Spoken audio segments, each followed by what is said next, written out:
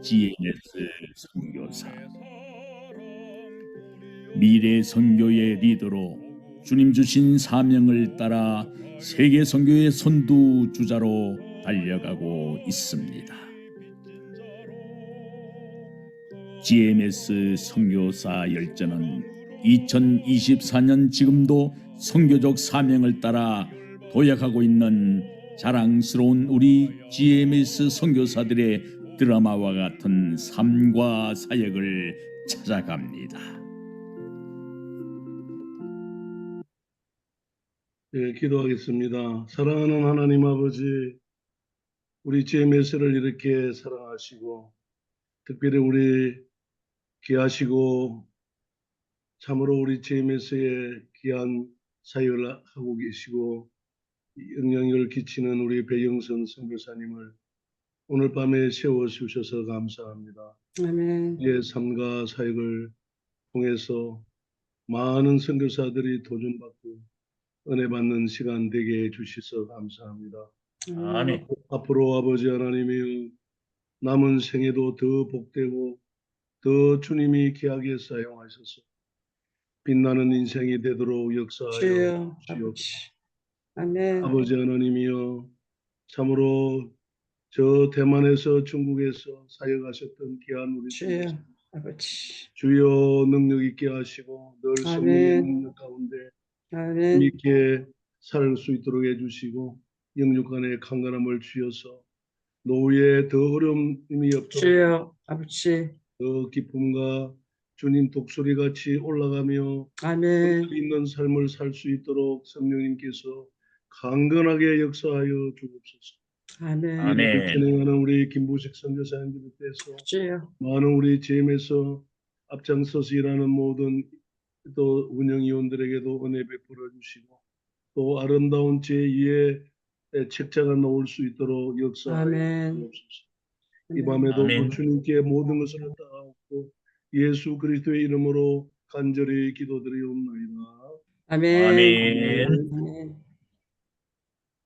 여러분 한 주간 동안 잘 지내셨습니까? 오늘 네. 우리 귀한 우리 선교사님 여러분께 소개해드립니다. 함룡중등학교에서 교사 생활을 하셨고요. 상도제일교회에서 또 전사님은 또 사역도 하셨네요. 대만과 중국에서 우리 선교 사역을 하셨고요. 또 우리 이제 공부는 한국일야신학교, 아시아 연합신학교와 플로신학교의 이 공동학위 과정에 또 그리고 중국 남경대학교에서 PhD를 하셨습니다. 현재 우리 GMS의 원래 선교사로 계시는 배영선 선교사님 여러분께 소개해드립니다. 여러분 박수로 맞이해 주시기 바랍니다. 안녕하세요. 방금 소개받은 배영선입니다. 김부식 선교사님께서 이 사역을 시작하면서 간증을 부탁을 했는데 제가 선뜻 대답을 못했었어요. 그 이유는 두 가지가 있었는데 하나는 하나님과 나 사이에 있었던 개인적인 퍼스널 히스토리에 내가 얼마만큼 솔직하고 진실하게 얼마만큼을 내가 내어놓아야 되는가 그 고민이었고요. 두 번째는 선교사 34년 동안 돌이켜보니까 보여줄 게 1도 없는 거예요. 아무것도 없어요. 사람을 키우는 일에 34년을 하다 보니까 뭔가 보여줄 게 없어서 내가 무슨 소리로 간증을 해야 되지? 그런 생각을 하면서 망설이다가 하나님께서 제 마음 가운데 순종하라는 그런 마음을 주셔서 하나님 내가 늦었지만 순종하겠습니다 하고 오늘 간증을 하게 되었습니다. 40분 시간을 효율적으로 사용하기 위해서 제가 원고를 될 수 있으면 좀 읽고 또 필요한 부분에는 제가 간증을 좀 더 보태도록 하겠습니다. 제가 오늘 간증은 세 부분으로 나누겠습니다. 첫째는 선교사로서 하나님이 어떻게 부르시고 준비를 했는 부분이고요. 두 번째는 실제로 현지 중국과 대만에서 선교사의 삶과 사역을 나누고 또 하나님께서 부족한 저를 통해서 어떻게 역사하시고 또 어떤 일들을 펼치셨는지 그거를 좀 나누고요. 그 다음에 마지막 세 번째는 뒤돌아보는 시간.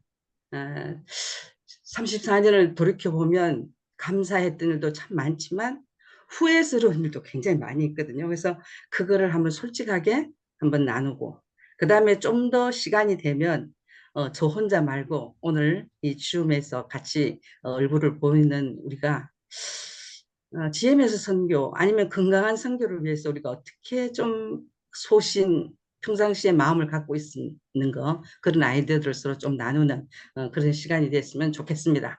예. 제 개인의 성장을 말씀드리면 대구에서 방직 공장을 경영하는 부모님으로부터 4남 1녀 중에서 둘째로 성장했습니다. 모태신앙의 가정적 배경과 어머님의 철저한 신앙 지도로 매일 가족들이 가정 예배를 드려서 거의 제가 어렸을 때 합부 찬송가였습니다. 거의 부르는 찬송가는 제가 4절까지 외울 정도로 가정 예배를 드렸지만 그때까지도 어머님의 하나님, 어머님이 좀 이제 엄하셨기 때문에 어머님의 그 간곡한 부탁 때문에 가정 예배 보고 또 교회 주일학교, 또 어머님은 저를 꼭 대예배까지 꼭 데리고 가셨어요. 그런 시간 가운데 제가 고등학교 3학년이 되어서 비로소 모태신앙인데도 불구하고 정말 사도 바울처럼 드라마틱한 그런 경험을 하나님이 저를 다루셨어요. 그래서 아마 저는 돌다리도 두드려보고 또 확실하고 왜 그런지 이런 것들을 하나님께서 정말 저를 저의 방법대로 설득을 해서 정말 그때 제가 하나님이 살아계시는구나, 여호와 하나님이 살아계시는구나. 그래서 제가 그 고등학교 3학년 때 어머님의 하나님이 제 개인의 하나님이 되셨고 또 예수 그리스도가 나의 구세주 되심을 믿게 되었습니다. 그런 과정에서 저는 대구 서문교회에서 주일학교부터 쭉 중고등부는 김진택 목사님 인도하셨고 대학부는 김창녕 목사님이 우리 대학부를 하시다가 그 동신교회 원 목사님으로 가셨습니다. 1986년도에 서울로 이사를 하게 되었습니다.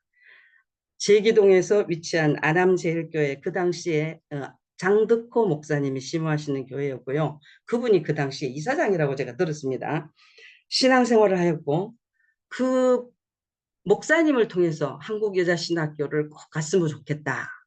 그리고 권면을 받고 저는 사실 신학교도 잘 모르고 참 그 여자신학교 가서 공부를 하는데 지금도 잊지 않은 것은 그 교장 선생님이 설봉수 교장 선생님인데 그 학교가 청파동에 있는 그 이환수 목사님 교회 안에 있었거든요.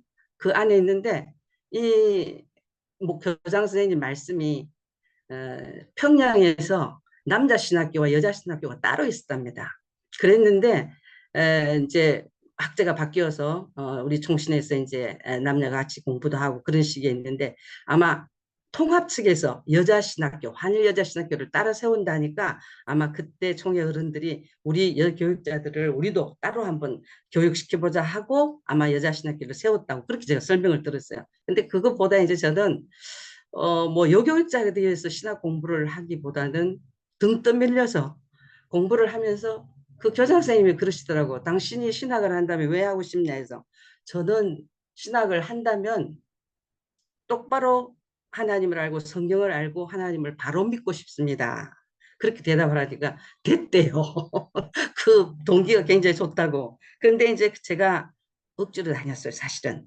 하나님이 이제 고등학교 3학년 때 예수님이 나의 구세주인 줄 알기 때문에 영적 체험을 했기 때문에 하나님 앞에 순종해야 된다는 알지만 100% 순종을 하지 못하고 억지 순종을 했는데 그러나 그 당시에 신학교에서 그 설봉수 교장 선생님이 받는 적은 월급으로 학생들 등록금 도와주시고 그 겨울 추운 방에서도 불 떼지 아니하시고 전기 요로 화재가 날 뻔했어요. 그렇게 철저하게. 그리고 그분이 평양에서 말을 타고 신학교를 다녔다더라고. 그렇게 성격이 이렇게 장부 같으신데 얼마나 헌신적으로 하시는지 제가 정말 감동을 받았어요. 그리고 그 선생님 말씀이 혹시 여러분이 여전도사로 나가서 일을 하거든. 여전도사는 언제나 이사할 준비를 해야 된다. 교인이 반대하면 빨리 떠나라고 그랬어요. 그래서 교육자는 그렇게 생활을 해야 되는구나. 그렇게 제가 참 배웠고 그다음에 과목 시간은 박윤선 박사님 과목, 그다음 박아론 박사님, 신복윤 목사님 그런 분들의 그 과목이 참 인상적으로 남고요. 그때 제가 이제 받은 인상 중에 하나는 조직 신학이나 이런 걸 배우면서 왜 하나님의 뜻을 잘 모르실까? 그래서 제가 질문을 했어요. 박윤순 박사님에게. 하나님의 뜻을 어떻게 알 수 있습니까? 그랬더니 예수님 앞에 가보면 압니다. 이렇게 대답하셔서 아, 박윤선 목사님도 저렇게밖에 대답을 못 하시는구나. 그게 굉장히 인상적이었습니다. 그래서 일단 하나님의 은혜로 그냥 하나님의 은혜였습니다. 정말 열심히 공부 열심히 했어요. 열심히 하고 신학교 졸업했는데 그때 당시에 제 마음 가운데는 어떤 생각이 있었냐면 겉으로 보는 이런 프로세스와 달리 아버님이 방직 공장계에서는 상당히 그 선두주자였었고요. 상당히 부유하게 지냈고요. 근데 아버님이 제 중3 때 좋은 일도 많이 하셨대요. 우리한테 얘기는 안 하셨는데 나중에 그 도움을 받은 사람들이 얘기를 했었는데 많은 사람들을 길렀고 학비도 많이 되어줬고 그런데 아버지가 47세에 돌아가셨어요. 근데 그 운명하는 시간에 제가 아버님 주일날 돌아가신 직후인데 중3이었는데 그 집안에 언니가 의사였어요. 그 언니가 참 아버님께서 내 학비도 많이 보태주셨다 이렇게 얘기하시면서 지금 아버지 운명하신다 이러시더라고. 그래서 내가 그때 많이 울진 않았어요. 울진 않고 제 마음에 우리 아버지는 평생을 돈을 버시고 돈도 많이 버셨거든요. 그런 시기인데 아버지가 저 돈을 다 못 쓰시고 가시는구나. 그리고 한 번은 인간은 가는구나. 그거를 제가 중학교 3학년 때 배우면서 한 번은 간다. 그러면 나는 어떻게 살아야 되지? 이런 생각이 제 마음에 많이 들었고요. 그리고 제 마음 가운데는 그러면 나는 아빠처럼 돈을 버는데 내 인생을 전부 할애하진 않겠다. 결국은 그 돈이라는 것은 필요한 것이지만 다 쓰지를 못하고 가시는구나. 그리고 또 하나는 제 마음 가운데 초등학교 때는 몰랐는데 중학교 가니까 세계 지리를 가르치시더라고요. 세계 지리를 배우는데 세계가 너무나 넓고 내가 사는 대구, 대신동, 대구 서문교회 아무것도 아니구나 이런 거를 느끼면서 아 그렇다면 나는 앞으로 어떻게 살아야 되지? 나라는 존재는 왜 내가 배씨가 되고 왜 내가 여자가 되었고 왜 내가 대구에서 태어나고 이런 의문이 굉장히 많이 들었어요. 그래서 늘 제 마음 가운데는 그렇다면 인간은 한 번은 죽는다면 나는 죽으려고 그러면 계속해서 중고대 결혼 아이 낳고 그다음에 죽는구나. 죽기 위해서 그러면 나는 살아가는 건가? 이런 생각들을 참 많이 제가 하고 지난 것 같았습니다. 늘 그 마음에 의문을 갖고 묻고 있었습니다. 청소년기에는 굉장히 활발하고 적극적이었습니다. 성장하면서 대인관계가 굉장히 소극적으로 변하고 또 조심스러운 성품으로 변했습니다.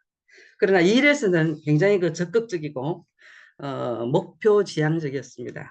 그러나 제가 신앙이 이제 성숙하기 시작하면서 사람 중심의 사람이 되어야 되겠구나. 천성은 굉장히 그 활발하고 다혈질인데 후천적으로 하나님께서 저를 훈련시키고 단련시키면서 굉장히 그 성격이 달라지더라고요. 달라지면서 좀 굉장히 깐깐해지기도 하고 소심스러운 부분도 생기고 그러면서 하나님께서 저의 그 성품 가운데서도 하나님이 환경을 통해서 많이 다루고 계시는구나. 그러면서 제 바람은 일에 있어서는 원칙과 규정을 중시하지만 특별히 객관성과 공평성을 잃지 않아야지 신뢰를 받을 수 있다고 늘 그렇게 생각했습니다. 특히 본부에서 근무하는 것은 선교사님들은 더 그렇다고 생각합니다. 그러나 가장 중요한 덕목은 타인과 화목한 가운데 성실과 책임감 있는 자세가 가장 중요하다고 그렇게 생각합니다. 사실은 제가 앞서서도 간증을 했지만 고3 때 예수님을 나의 구주로 영접했습니다. 구원의 확신은 확실히 있었고요. 그리고 친구들도 너는 정말 180도 변했다. 너 성품도 변하고 정말 그 삶의 태도도 많이 변했다. 친구들이 그렇게 얘기를 했어요. 저도 그렇게 생각이 들고요. 근데 그 이후에 하나님께서 제 신앙 여정에 중요한 영향을 끼치는 몇 사람을 보내주셨는데 그 중에 한 분이 성서윤희원의 윤종아 총무님이었습니다. 그 윤종아 총무님은 그때 당시에 성서윤희원 초창기에 머리를 이렇게 스포츠 머리 하시고 매일 성경을 보따리를 들고 강의를 하며 다니시는데 그분의 강의를 들으면서 제가 성경 묵상이라는 신학교에서 그렇게 배우지 못한 성경 묵상을 통해서 어떻게 삶에 적용하고 그런 강의, 그다음에 그분의 개인 성경 공부는 굉장히 독특하시거든요.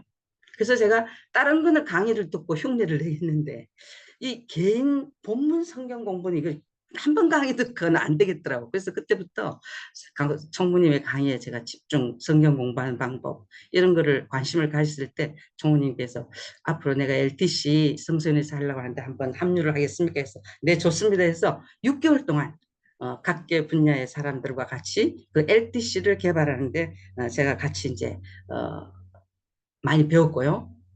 도움도 얻었고 그러면서 제가 이 quiet time을 우리는 못 배웠구나.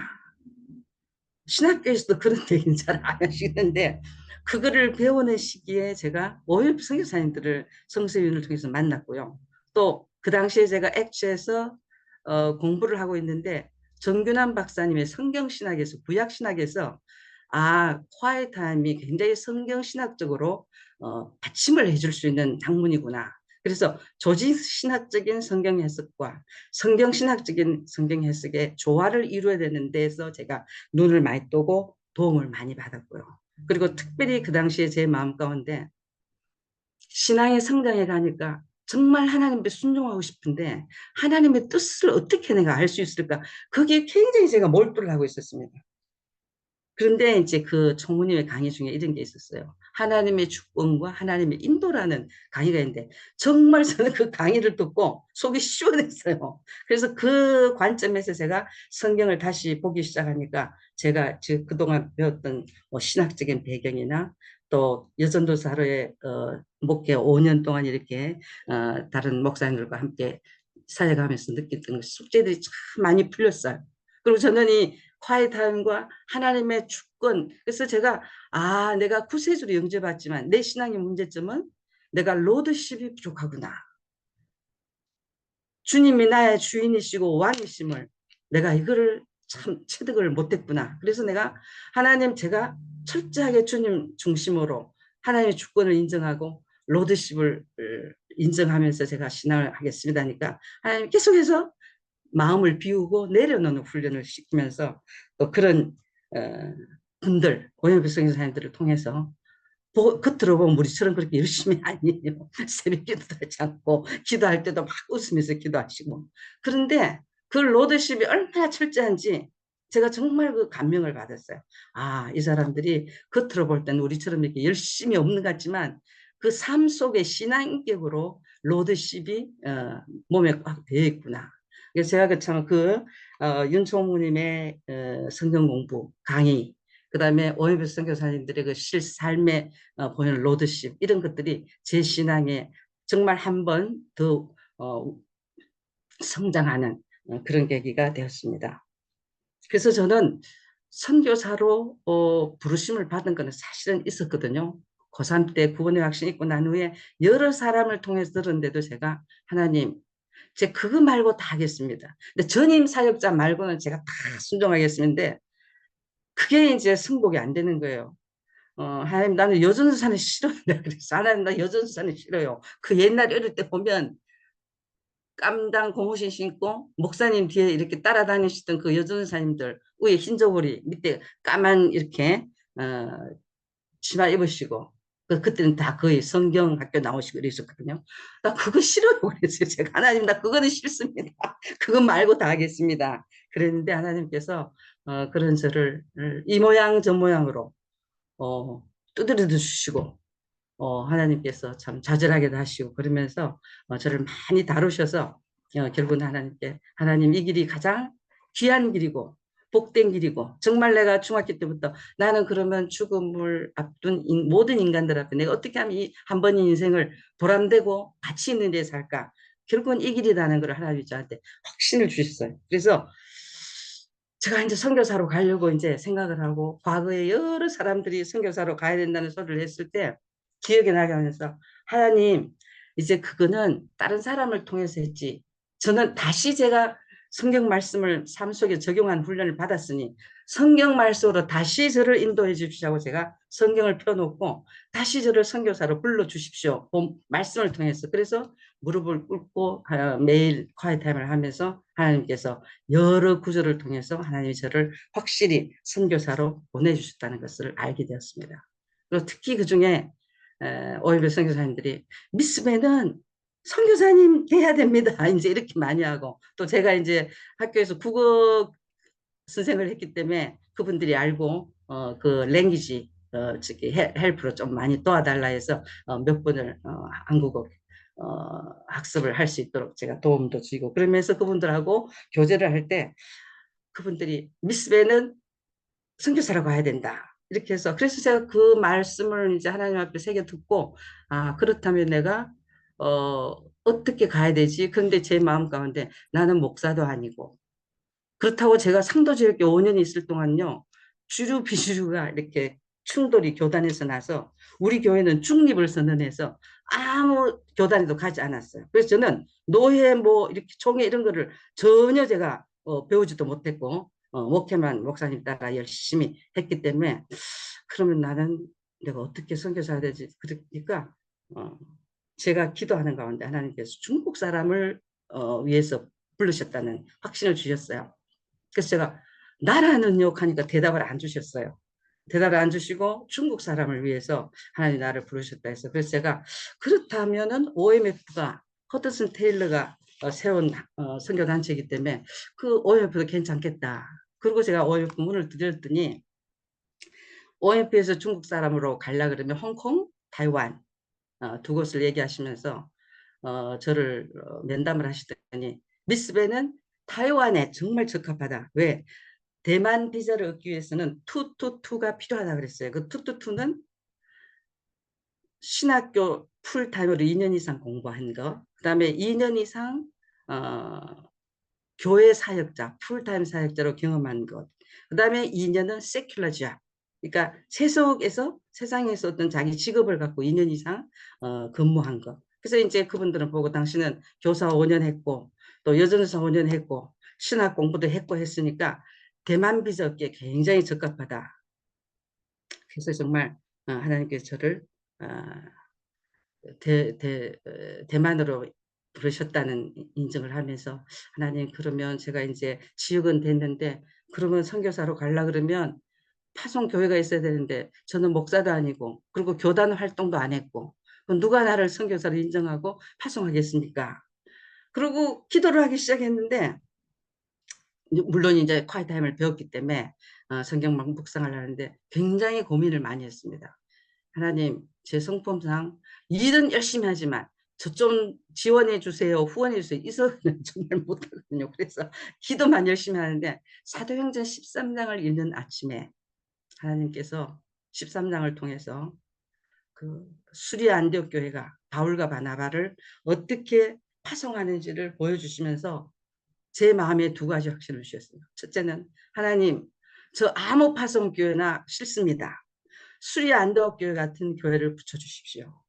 하나님은 예루살렘 모 교회를 이방 선교로 사용하지 아니하시고 수리 안디옥 교회를 통해서 바울과 바나바를 보내셨으니 주님, 이방 선교를 위해서 헌신된 수리 안디옥 교회 같은 교회를 제게 붙여주시고, 그 다음에 그 말씀을 13장 2절을 보면 성령께서 금식하는 안디옥 교회에게 바울과 바나바를 따로 세워라.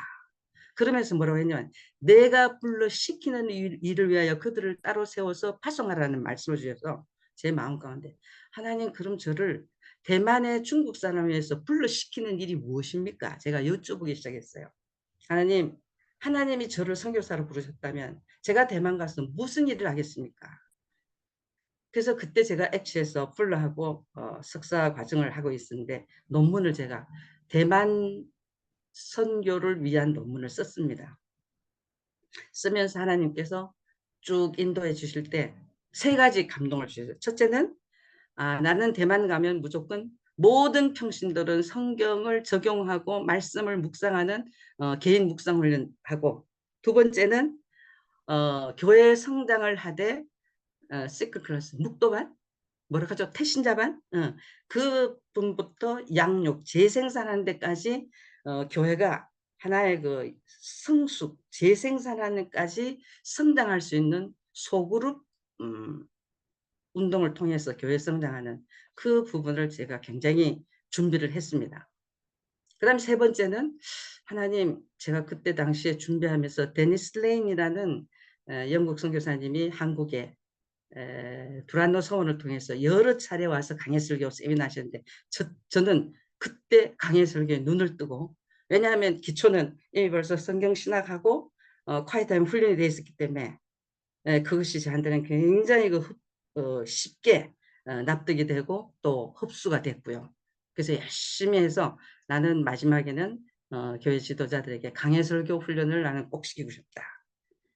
그 세 가지를 이제 하고 준비를 하고 있는데, 쉽게 받는 남들 쉽게 받는 여권을 저는 3년 동안 못 받았어요. 전두환 대통령 시절에 제가 나가는 87년 그 시절에, 그러니까 85년부터 이제 여권 신청을 했는데 외무부를 통해서 신청을 해서 문화공보부까지 가야지 송금이 됐었어요. 그러니까 복수 여권을 받아야 되는데, 그때 당시에 제가 뭔가 게라미스가 아니고 외화를 밖으로 내보내지 않겠다는 억압 정책 때문에 전두환 대통령이 막아서 무조건 이거 외화 나가는 그런 쇠고 뭐 이렇게 문을 막으라 해서 3년을 제가 여권을 6번을 어플라이했습니다. 그때마다 이거 해라 저거 해라 중에 하나가, 저는 그냥 OMF를 통해서 가려고 했는데 그분들이 하는 말이 당신은 한국 사람이니까 한국 교단에서 소속하라고. 그래서 제가 예 알겠습니다. 그러고는 다시 이제 제가 이제 사역한 상도 제일교부터 해서 상도주께서 그때는 이제 주류 비주류가 합쳐져 있었기 때문에 노예 가서 훈련도 또 이제 서류도 내고, 그다음에 가니까 GMS에 이제 MTI 받아야 된다 하더라고, 몇 기를.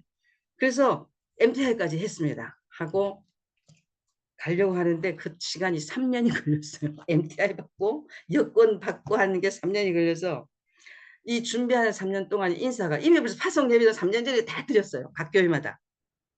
하나님이 한 교회 한 교회 붙여주셨는데 참 제일 첫 번째 붙인 교회가 남서울교회였습니다. 네, 교회 이름을 대서 죄송한데 그 교회는 제가 선교수에 가기 전부터 선교사님이 필요할 거다 해서 34년 동안 제가 퇴직하는 날 그날까지 34년 동안 신실하게 후원해 주셨었어요.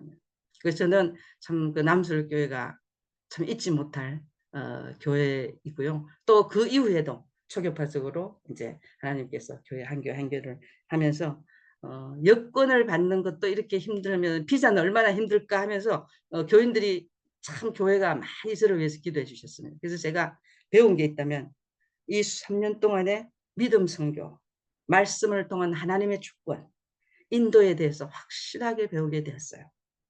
그리고 하나님은 하나님의 시간과 하나님의 방법의 일하심을 배웠습니다. 그리고 하나님을 의지하고 하나님 앞에 기다리는 것은 시간 낭비가 아니라는 이런 것들을 참 체득하면서 정말 감사한 그 시간을 보내서 결국은 그 3년 지연 때문에 제가 액추하고 풀러의 공부를 마칠 수 있었습니다. 그래서 미스베는 뭐 그 이론을 했으니까 AMTI, Asian Training Mission Center에서 뭐 그 안 해도 되겠다. 바로 OC로 가자 해서 제가 1987년 7월에 OMF 본부가 있는 싱가포르로 출국을 하게 됩니다. 거기서 7주를 보내는데요. 여러 가정이 세계에서 와가지고 동아시아에 갈 동료들이 와 있는데, 보통 보면은 그때 16개국에 가는 가정들이 다 이렇게 몇 가정이 가는데 그때 당시에 대만 가는 사람 저밖에 없었어요.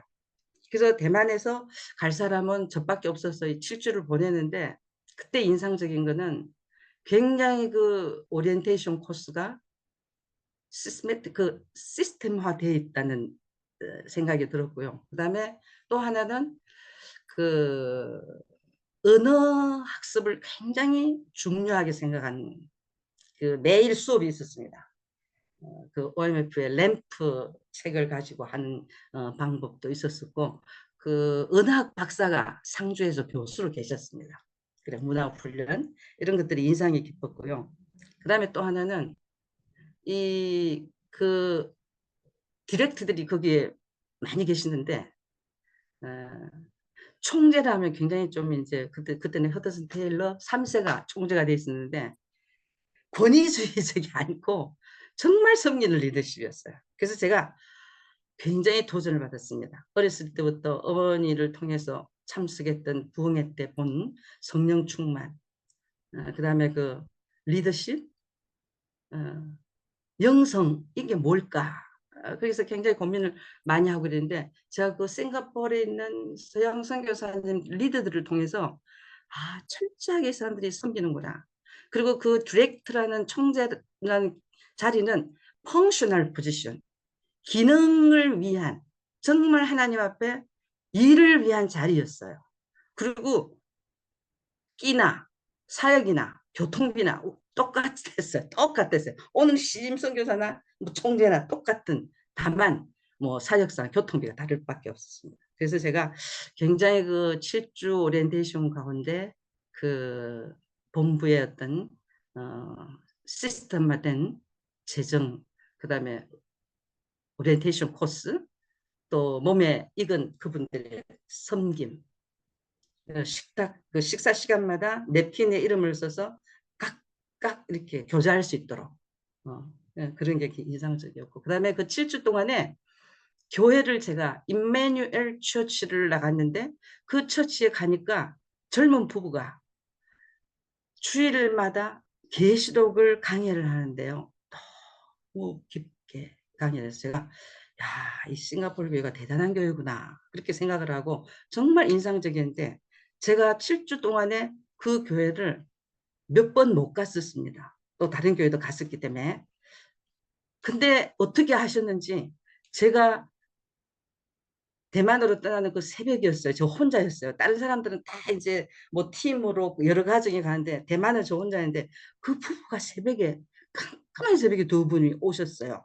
그래서 깜짝 놀라서 어떻게 오셨냐 하니까, 미스 베가 오늘 대만으로 출국한다는 소리 듣고 우리가 당신을 창의 에어포트까지 배웅하겠습니다.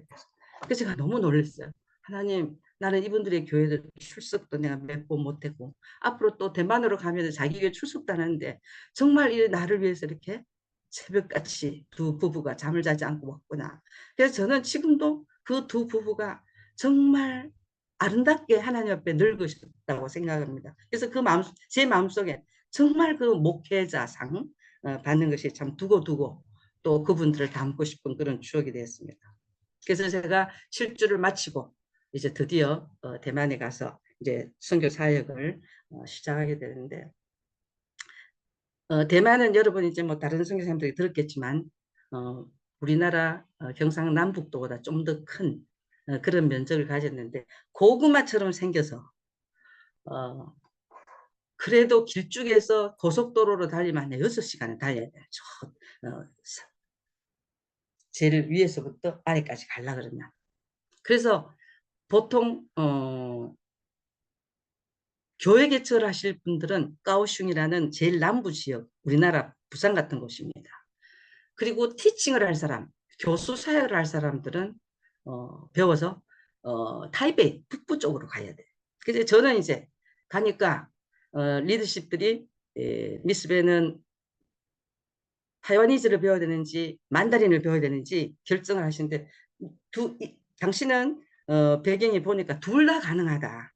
그러니까 마음이 내키는 대로 하는데 저는 나는 표준 중국어 만다린을 먼저 배우겠습니다. 배우고 어차피 제가 타이와니즈를 또 필요하면은 배우도록 하겠다 하고 이제 언어 공부에 들어갔는데, 그 가니까 집을요 제일 가까운 학교로 제일 가까운, 그러니까 타이종이라는, 그러니까 타이완의 중부 지역의 TLI라는 타이종 랭귀지 인스티튜션이라는 TLI가 있는데 이 학교에서 만 2년을 공부를 하는데요. 집을 걸어서 2, 3분 거리에 집을 다 이렇게 신임 선교사들은 얻어서 학교 수업을 일주일 딱 오리엔테이션 시켜주더라고요. 뉴워크 슈퍼바이저가 이렇게 카탈로그를 갖고 와서 대만 돈, 은행, 우체국, 시장 필요한 부분을 데리고 다니면서 일주일 동안 오리엔테이션을 시켜주고 그 다음에 일주일 후에는 학교에 등록을 해서 공부를 하는데 당신은 하나님 앞에 2년 동안 하루에 7시간에서 8시간 공부하는 것이 당신의 사역입니다. 그렇게 얘기하면서 학교 등록을 시켜주면서 3개월마다 시험이 있고 그분들 말이 당신 앞으로 2년 후에는 네이티브 그 현지인이 레벨 5라고 하면 당신은 2 플러스 2 플러스를 받아야지 정상입니다. 그래서 제가 물어봤더니 선배 선교사들이 열심히 해야 된다더라고요. 그래서 열심히 일하는데 2년 동안에 한국도 가지 말고 한국에 손님도 오지 말고 또 될 수 있으면 한국 사람 만나지 말고 한국말 하지 말고 중국어로 열심히 하라 해서 정말 열심히 3개월마다 시험 천 그 성적표가 본부 싱가포르도 가고 또 한국 본부도 가고 저한테도 옵니다. 그래서 그 초기 2년 동안에는 언어만 하는 게 아니고 그 중국 문화 속에서 대만 문화 속에서 다시 태어나게 그렇게 철저한 훈련을 시키는 그런 언어 학습 기간입니다. 그래서 참 지금 생각하면 제가 참 복이 있었다고 생각하는데 뉴워크 슈퍼바이저도 있지만 랭귀지 슈퍼바이저가 있습니다. 그리고 랭귀지 헬퍼가 있고 그 제도는 정말 참 너무 우리도 있었으면 참 좋겠다 싶은데요. 그건 뭐 지금 이 시간 다 할 수 없고 하여간 1년을 열심히 공부하고 나니까 이제는 미스배 랭귀지 브레이크를 해라 그러더라고요.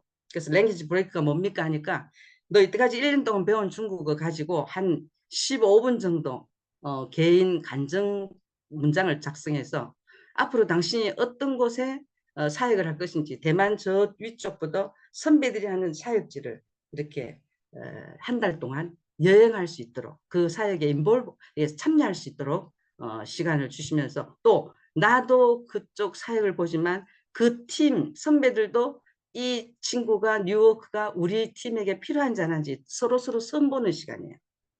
그래서 제가 한 달 동안에 쉬면서 대만을 이렇게 둘러보면서 느낀 점은 두 가지. 하나는 이분들이 철저하게 하나님 인도를 받는구나. 그 배치를 할 때 이 사람의 은사와 또 그 현지 상황에 따라서 하나님의 인도를 철저히 받구나. 그냥 뭐 이렇게 뭐 오다를 내려서 배치를 하는 게 아니고 하나님이 어떻게 이 개인 선교사를 인도하셨고 또 동료들이 현장에 있는 사역 가운데 이 사람이 정말 필요한지 안 한지 그걸 보고 와서 저는 그 1년 배운 거 가지고 사역지를 돌면서 도전을 받고 그전에는 짐이었습니다. 근데 1년을 랭귀지 브레이크를 하고 돌아오니까 동기부여가 되면서 그렇게 만다린이 옥불러가는 소리 같은 그 성조가 정말 아름답게 들렸어요. 그래서 나머지 1년 동안 열심히 이제 하고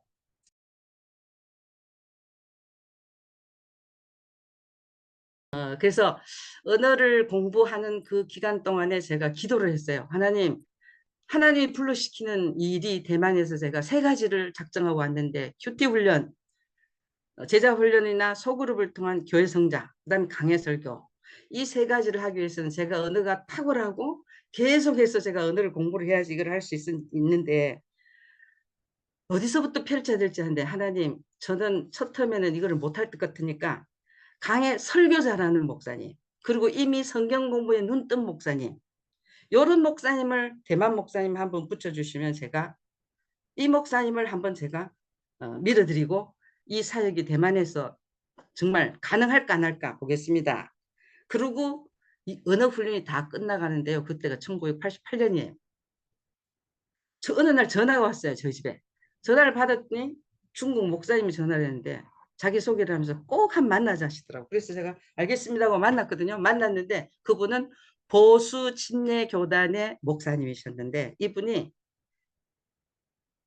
교인이 한 120명까지 올라갔다가 교회가 시험에 들어서 청년들만 남고 다 떨어져 나가서 목회를 해야 되나 안 해야 되나 이런 어려운 시기에 옥하는 목사님께서 제자훈련 세미나를 하는데 대만분 100몇 명을 모시고 가셔 그 세미나를 하시는데 이분이 안 가려고 하다가 가셨대요. 왜냐하면은 순복음교회 조영기 목사님도 많이 이제 초대해가 가는데 자기는 거기는 안 갔대요. 안 갔는데 제자 훈련을 통해서 교회가 성장할 수 있다는 모델이 있다 해서 자기 그거 좀 보고 싶었대요. 어떻게 제자 훈련을 해가지고 성경 공부해서 교회가 클 수 있을까 해서 갔더니 정말 거기서 실제 교회의 모델을 보고 옥 목사님에게 그 한국 교재를 달라 해서 달라고 해왔는데 옥 목사님이 당신이 이거 가져가 봐도 소용도 없다. 당신 교회에 맞는 제자 훈련 교재를 가지고 해라 해서 그래서 이분이 그 얘기를 하시더라고. 두 가지 부탁이 있어서 나를 만났는데 하나는 이 제자 훈련 교재를 번역해서 나를 하게 해달라고. 두 번째는 앞으로 경배와 찬양팀의 그 하용인 선교사님 팀이 오는데 그때 통역을 좀 해달라고. 그래서 두 가지를 하면서 결국은 하나님 인도 가운데 이 목사님 교회에 인도를 받게 됐어요. 근데 이제 보니까 하나님이 정말 준비된 목사님을 준비했는데 사실은 제가 말씀드렸죠. 제가 티칭을 하면은 타이베이로 가야 되고 또 개혁예측을 하면은 까오슝으로 남부로 가야 되는데 이 교회는 타이쪽에 있는 교회였어요. 그래서 다른 오해부 선교사들은 다 남쪽으로 2년 마치고 북쪽으로 가는데 저는 타이쪽에 남아 있었어요. 왜냐하면은 이 교회가 간절히 원했고 또 리더십들이 미스베는 이 교회에 남는 것이 맞다 해서 제가 그 교회에서 정말 죽을 뻔했습니다.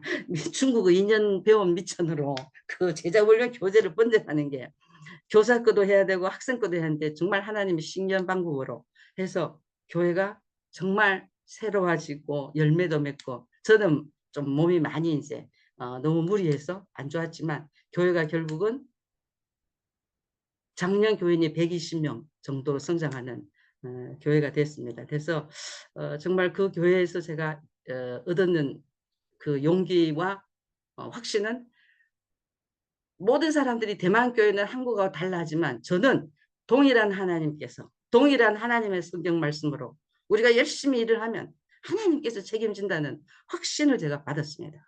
그리고 그것을 타이종에서 받습니다. 그래서 제가 둘째 텀에는 안식년 1년을 하고 둘째 텀 가니까 또 저를 오협해서 당신이 원하는 교회가 타이쪽에 또 있대서 두 번째 교회 갔는데 그 교회는 이제 개척교회였습니다. 개척교회인데 그 교회에서 제가 이미 이 교회는 이제 그 먼저 보수 침례교단 중경교회 총칭자회 그 교회에서 열매를 이미 소문을 들었기 때문에 그걸 꼭 해달라 그러시더라고요. 그래서 그 교회에서는 제가 달리 했습니다. 어떤 방법을 썼냐면 물론 성경 공부를 하는 건 맞지만 그 교회 담임 사역자에게 제가 뭘 하고 싶으냐면 당신 나를 꼭 데리고 와서 같이 사역하고 싶으면 내 조건이 있다. 뭐냐? 두 가지다. 하나는 당신 교회에서 사례금 받지 마라 그랬어요. 그럼 나 어떻게 생활하냐? 나하고 풀링한다. 내 생활비, 당신 생활비 합쳐서 우리가 어떻게 하나님이 우리를 먹이 살리는지 이거를 우리가 교인들에게 왜냐하면 중국, 타이완도 쫀친 돈 메이크 마니가 굉장히 그 사람들의 마음을 사로잡고 있었기 때문에 이것이 꼭 필요하다고 제가 생각을 해서 그 사역자도 고민을 많이 하시다가 한 달 만에 결정을 하고 교회 앞에 나는 앞으로 사역을 받지 않겠다. 단 항목, 지목 금금을 해주면 받겠다 했어요. 이것은 사역자의 생활비로 헌금을 합니다 하는 것은 당신이 생활비로 나하고 같이 공동으로 한다. 그거 하고 그 다음에 부족하지만 평신도들도 설교하는 훈련을 시켰어요. 제가 본문을 같이 해가지고 강해 설교까지 이 세 가지를 다 했습니다. 했는데 참 감사한 것은 이 교회도 참 성장해서 그 사역자는 자기 그 침례 교단이었거든요. 지금도 목사님으로서 지금 까오슝에서 사역하고 있습니다. 그래서 저는 참 지난 사역을 정리해 보면 그 전도사님과 함께 돈을 함께 나누니까 마음이 나누시더라고요. 생활 그 이제 다른 것보다 하나님께서 우리를 어떻게 먹이시는지 하루하루 이제 자발적인 공동 재정 정책이죠. 그분하고 나하고 그러니까 가족이더라고. 그 중국 대만 사역자도 나도 정말 가족인 같이 느끼고 또 그것을 본 교인들도 우리가 하나님 앞에 이렇게 살아가야 되는구나.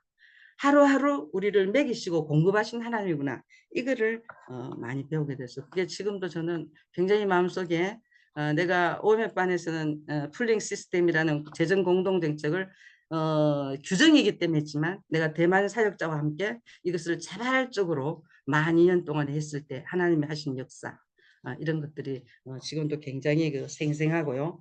감사하고 그래서 제가 좀 뛰어넘고요.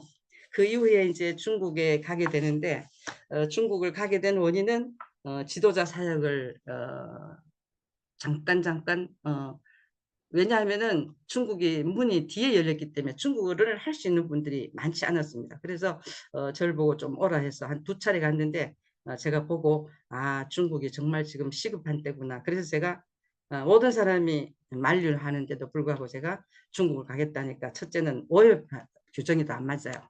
오염표에서 그래서 중국 때문에 제가 오염표를 사임하게 됐습니다. 사임하고 GMS 멤버십 하나만으로 만 6년 남경에서 있으면서 제가 갈 때 문제는 비자 문제가 있었거든요. 그런데 보니까 회사에 비자를 많이 한다는데 저는 그런 교회도 잘 없었지만 회사도 없었지만 원치 않았던 것이 내가 실제로 일을 할 텐데 만약에 내가 문제가 생기면 그 회사에 큰 지장을 주기 때문에 주로 보니까 앞선 선교사한테 다 학생 비자를 갖고 있더라고요. 그래서 내가 하나님 나도 그러면 학생 비자를 가질 것 같은데 저는 이번에 중국 가는 목적이 2개입니다. 하나는 만 6년 동안의 중국에서 대만에서 깨닫지 못했던 그 자유 중국에서 보지 못했던 사회주의 중국을 제가 보게 해주시고 그 다음에 제가 지도자 훈련 가정교회 사역을 좀 잘할 수 있도록 하나님 해주세요.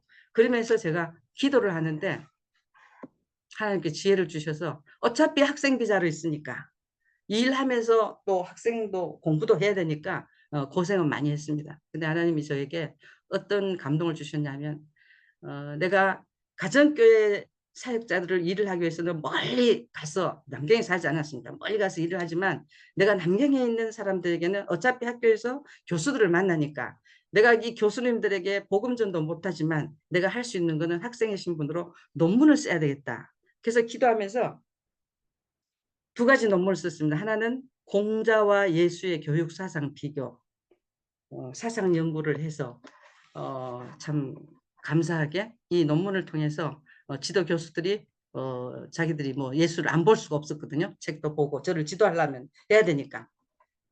그래서 한번 교수님들 앞에서 디펜스를 하면서 질문하는 거 이런 것들이 참 그 인상적이었어요. 제가 그 논문을 통과시키기 위해서 이제 질문을 받는데 그 중에 한 분 교수님이 뭐라고 하시냐면 당신은 아시아인인데 왜 기독교를 전파하냐고 왜 서양 종교를 하냐고 질문하고 그 다음에 왜 이 종교가 기독교가 나중에 아시아로 들어오느냐 그렇게 질문하니까 저는 뭐 그 논문 발표하는데 그냥 한 바퀴 전도를 한 바퀴 돌았습니다.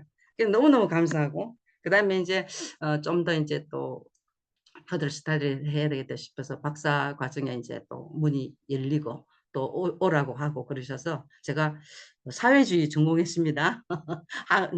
칼 막스를 전공했습니다. 그러면서 저는 왜 그걸 했냐면 제가 엑츠에서 또 플러에서 공부를 하면서 타종교 엘랭틱스라는 학문이 있거든요. 근데 다른 거는 다 되는데 제가 어느 정도 사회주의도 공부를 하고 갔는데도 불구하고 중국을 가니까 나는 피상적으로 공부를 했구나. 그러면 내가 앞으로 이 중국식 사회주의를 좀 더 깊이 연구해야지 엘랭틱스의 하나의 이념적으로 종교는 아니지만 이 부분에 내가 좀 할 뭐가 있지 않겠나. 그래서 칼 막스를 연구하는 그 과에 들어가서 지도 교수님이 중국에서 한 3손가락째 듣는 교수님인데 웃으시더라고. 너는 한국 사람인데 왜 칼 막스 이 사회주의를 전공하려냐.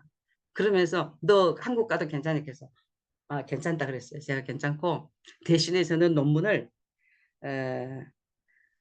헨리 조지의 사상을 가지고 제가 논문을 쓸 겁니다. 헨리 조지를 제가 소개하면서 그분이 쓴 진보와 사상이라는 책을 제가 막 뒤졌더니 중국어로 번역이 돼 있어서 그 책을 드렸는데 교수님이 반대하시더라고요. 그러지 말고 공부를 하고 논문을 새마을 운동을 써달라 하더라고. 한국의 새마을 운동. 그러면 우리 중국에 굉장히 큰 도움이 된다는데, 내가 선생님 그거는 나 말고 쓸 사람 많고요. 저는 꼭 이거를 내가 쓰고 싶어서 내가 이 사회주의 전공을 했습니다. 그러니까 한 2년을 끌으시더니 결국은 그 교수님이 알겠다고.